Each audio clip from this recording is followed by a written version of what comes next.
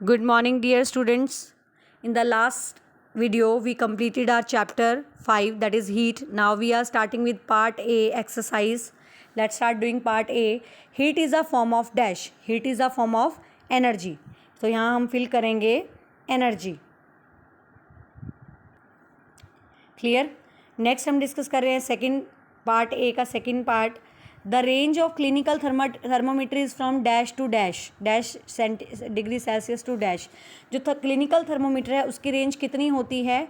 उसकी रेंज होती है about 35 degree Celsius to 42 degree Celsius. तो यहाँ हम फिल करेंगे 35 degree Celsius to 42 degree Celsius. Is it clear? Next हमारे पास आता है third part. Water is a dash conductor of heat. Water is a poor conductor of heat. तो यहाँ हम फिल करेंगे पुअर कंडक्टर.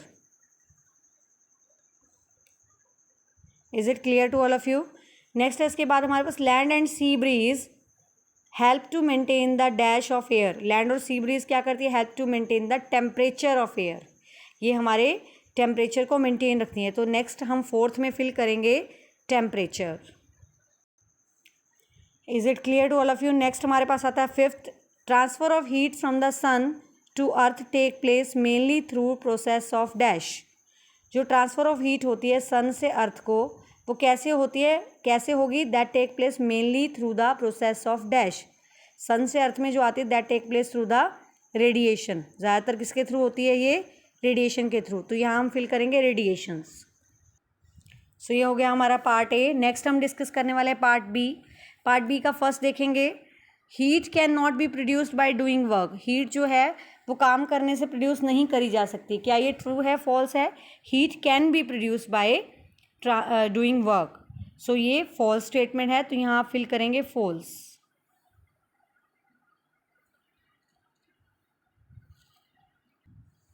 नेक्स्ट है हमारे पास second. No gaps are left between the rails of railway track.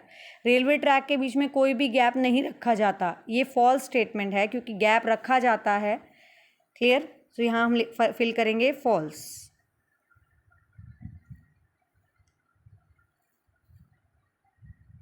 Next है इसके बाद हमारे पास थर्ड.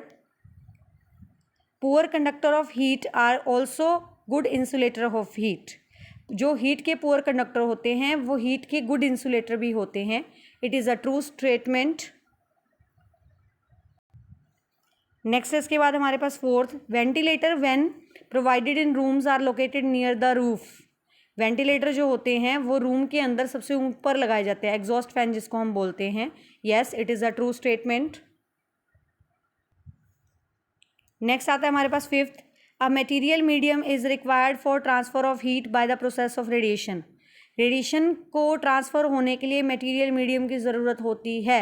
ये एक फॉल्स स्टेटमेंट है क्योंकि मटेरियल मीडियम की ज़रूरत रेडिएशंस को मूव करने के लिए नहीं चाहिए.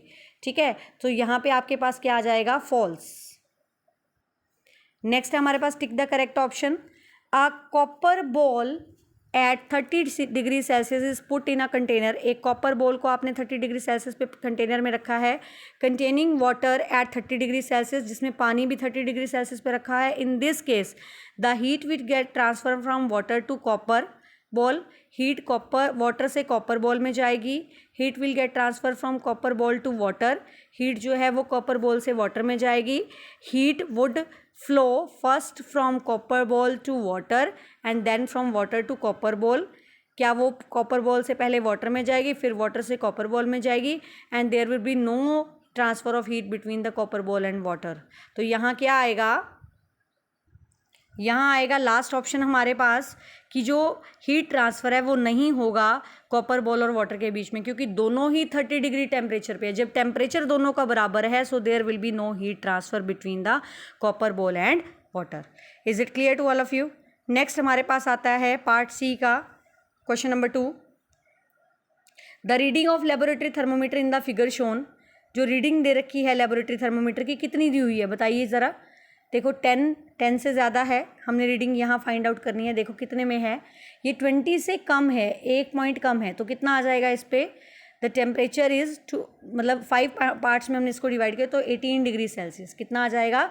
18 डिग्री सेल्सियस, क्योंकि 10 से लेके 20 तक 5 पार्टीशन है, यानी 10 से लेके 20 तक 5, यानी 2 2 2 4, ये हो गया 12 14 16 18, फिर उसके बाद 20 वाला है। ठीक है, तो 5 पार्टीशन है 2 2 के गैप पे। क्लियर? तो 18 डिग्री आ जाएगा इसका आंसर। नेक्स्ट है इसके बाद हमारे पास question number 3, it is not convenient to use the laboratory thermometer to measure our body temperature. This is so because laboratory thermometer से आप टेम्परेचर को, बॉडी का टेम्परेचर जो है वो नोट नहीं कर सकते। क्यों? As the thermometer is taken out from the mouth the level of mercury in it immediately start falling, क्योंकि इसमें किंक नहीं होता, it does not have kink. Laboratory thermometer में किंक नहीं होता, जिसकी वजह से जैसे ही आप मुंह से बाहर निकालेंगे थर्मोमीटर को, तो वैसे ही क्या होगा, वो वापस फॉल बैक हो जाएगा टेम्परेचर जो उसमें शो कर रहा है। ठीक है, मरकरी जो है वो फॉल बैक हो जाएगा, so it start falling. Next आता है question number 4, when we hold our hands close to the side of flame, जब आप अपने हाथ को फ्लेम के साइड में करते हैं, दे गेट वार्म्ड अप, वो गर्म हो जाते हैं, मेनली ड्यू टू, किस वजह से होते हैं? बिकॉज ऑफ द रेडिएशन, क्योंकि फ्लेम से रेडिएशंस निकल रही हैं। क्लियर? रेडिएशंस आ जाएगा। नेक्स्ट आता है हमारे पास 5th question, the freezer compartment in the refrigerator is usually put near its top. जो फ्रीज़र होता है, फ्रीज़र कंपार्टमेंट होता है आपके फ्रिज के अंदर, उसको ऊपर बनाया जाता है। This provides good cooling throughout the fridge, ये कूलिंग प्रॉपर देता है। क्यों देता है? The good conductivity of air, the radiation of heat by the food items kept inside the refrigerator, the setting up of convection current in the air inside the refrigerator, और transfer of heat by conduction and radiation. किस वजह से देगा ये? It will क्या करेगा ये?